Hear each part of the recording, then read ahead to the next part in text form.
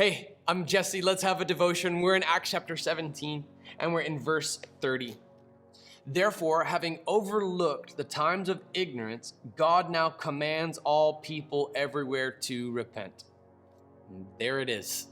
He started off seemingly so open-minded at Mars Hill. He commends how religious they are. He admires their artwork. And he builds upon their altar to an unknown God. He quotes one of their poets. And now, here's the gospel hook. Here's where he loses most of his audience. Therefore, having overlooked at the times of ignorance, God now commands all people everywhere to repent. There it is. You got to repent. That's where it's unpopular. All the pluralists, the Epicureans, the Stoics perhaps, were even really digging what he was saying until this point. Wait, I got to repent from sin.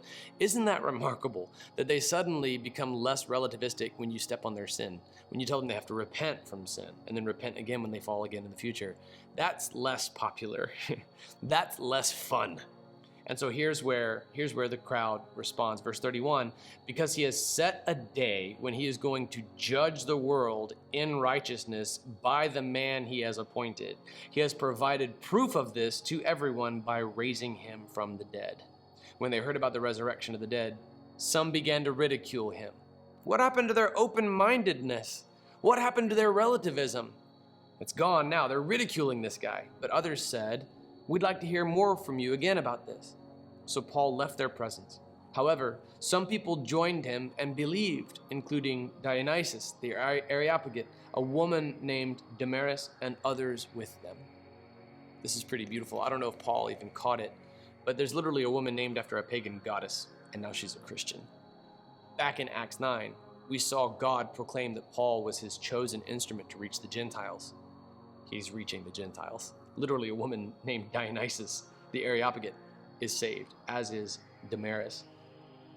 I'm so blessed by Paul and his savviness with which he engaged the pluralistic culture at Mars Hill, even quoting from their poets, pointing out little kernels of truth that they've stumbled upon. Jesus is the one who put those there. They got those from Jesus because Jesus is the truth. We've seen this before in the Gospel of John, where even the enemies, even the crucifiers of Jesus were used to speak God's truth. We saw the high priest, Caiaphas, accidentally prophesy. Imagine how annoying that would be, where you're trying to kill Jesus and instead you end up speaking the truth of him. This is God speaking through whomever he will. Do you remember as well on JesseCampbellMinistries.com on our YouTube channel, our past series in Numbers and Deuteronomy, we saw Balaam, who was like this pagan prophet for hire. When I picture him in my head, I picture Dwight Schrute dressed as Belsnickel. And he's speaking God's truth. He's speaking blessing over Israel. God can speak through whomever he wants. And Paul is pointing out those kernels of truth that even these pagan deities, as they were, these idols that like you guys made with your own hands, your own poets are sometimes right. But this is the truth. We everywhere must repent. There's one God. He has set a day where he's going to judge the world. Oh no, he said the J word, judge. We live in a culture where we act like we hate judgment, but we judge the living snot out of each other all the time, for crying out loud. So it's altogether fair that the one who's actually judging would be proclaimed as the judge. There's a time coming when he's going to judge the world in righteousness by the man he has appointed. He has provided proof of this to everyone by raising him from the dead. This was an evidentialist apologetic describing the veracity of the resurrection. Okay, now my presuppositionalist friends, I know presuppositionalism is where it's at. I've seen God use it to convert many, many people. It's incredible to see, but there are also those who are saved when the evidentialist approach to apologetics is applied to the very crux of Christianity, the resurrection. That disciples would sacrifice their lives for something that they claimed indicates that it's true, and that claim was the resurrection. This is the evidentialist claim within Paul's case before Mars Hill, before the Athenians, that Jesus alone is Lord, that God's coming to judge the world, so we all got to repent.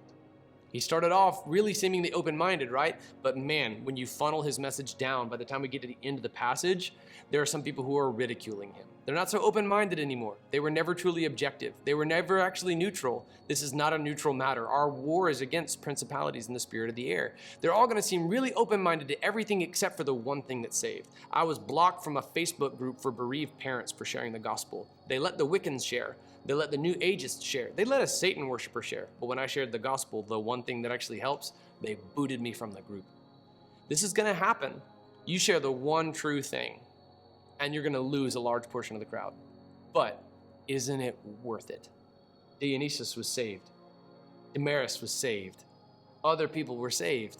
Who cares if that's only 1% of the crowd? Those people are saved forever. You're going to get to meet Dionysius one day. You're going to get to meet Damaris in heaven one day.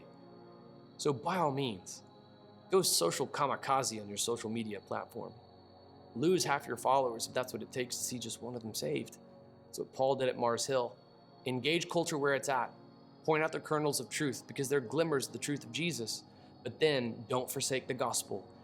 Call to repent. Speak about the judgment of God and the wrath for sin, the truth of the resurrection of Jesus. Then and then only do you see people saved. No one's ever saved by a pluralistic watering down of the gospel. The gospel plus anything is heresy. It's Jesus and Jesus alone who saves. So imitating Paul, let's go live out the book of Acts together. Are you ready?